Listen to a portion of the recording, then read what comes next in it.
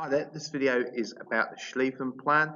Our goal is to understand what the Schlieffan Plan was. So by the end of the video, I want you to explain who Von Schlieffen was, explain the main points of the plan, and explain why Germany needed the plan. So let's have a look at a little bit of background before we start looking at what the Schlieffan Plan was. In 1914, Germany was surrounded by a number of different countries. Germany was a new country. It was unified in 1875 after a Franco-Prussian War. Prussia is what we used to call Germany before it was unified in 1875. Prussia was the largest state in Germany at the time. After the Franco-Prussian War, which was a war between Prussia and France, a very significant treaty was signed in Paris. It made France look very bad, and as a result, France wanted revenge. With this in mind, Germany knew that there was likely to be a war, whether it was with France, Russia, or any other European nation. So after the events of when Franz Ferdinand was assassinated, once Russia declared war on Germany, Germany knew that France would be involved. This was an issue because of Germany's geography. It would have had to fight a war on two fronts. So what the Germans needed was a plan to make sure they weren't surrounded by the enemies. And this was called the Schlieffan Plan. This is Alfred Von Schlieffen. He was the German Army Chief of Staff. He was very important, very high up in the army. And his job was to think about how to break this problem of having potentially a war on two fronts. That means basically when you have two countries attacking you from two sides. If this happens, you're more likely to lose. So in 1905, he came up with this idea with a few assumptions that they could quickly enter France through Holland, Belgium, and Luxembourg, beat France, turn the army around, and then go to war with Russia. As you can see from this map, we can see where Germany is. You can see the countries of Luxembourg, Holland, and Belgium. You can see why he wanted to go north through these countries, because the German-France border was fortified. That meant there were lots of army bases, lots of armies there ready and waiting just in case Germany attacked. So Schlieffen said, we'll go up north, we'll go through these countries, hit Paris, and then be able to go east and take Russia. Schlieffen knew about the defences of the French. His plan was to use 90% of the German military to knock out France, then quickly go and help the 10% that was trying to invade Russia. However, in 1906, another general, Von Moltke, replaced Von Schlieffen, and he made some alterations to his plan.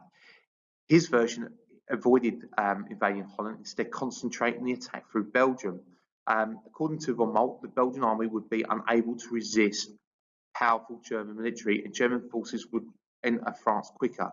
So instead of trying to take out two countries, they would only look at one. It didn't come the Von Moltke plan, it still was referred to as the Von Schlieffen plan. Now, with the Von Schlieffen plan, there were some assumptions. The first assumption, that it would take Russia at least 6 weeks to mobilize.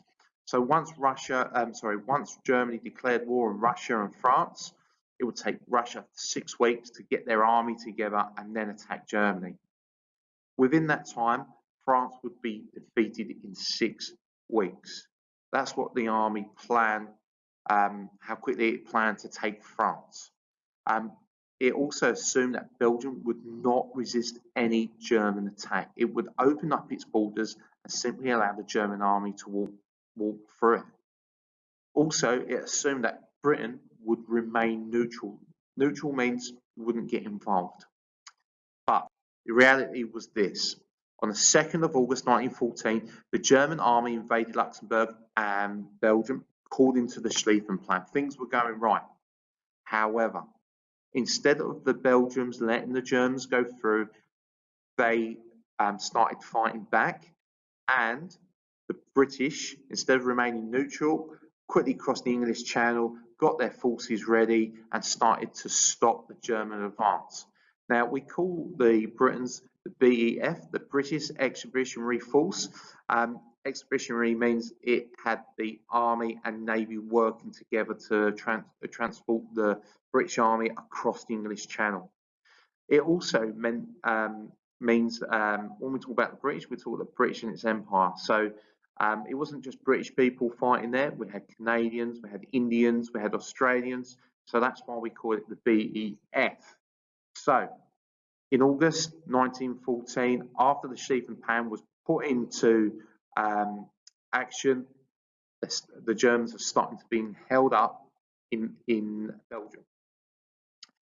On the eastern side of Germany, Russia mobilized their army in 10 days. Their army was ready and fighting. Remember, the Schlieffan Plan said that 90% of the German army was going to hit France. 10% of the army was invading Russia. This was not good. Also, Germany did not take Paris, the French capital, so it couldn't defeat France. Normally, when you invade, you try and take the capital. Once the capital was taken, that means you're more likely to win the war. As a result, they were held up by the French at the Battle of Marne, which halted the German advance. So the Von Schlieffen Plan did not work. It was a big failure towards the end. As a result, we've got Germany slap bang in the middle of two fronts. To the east, the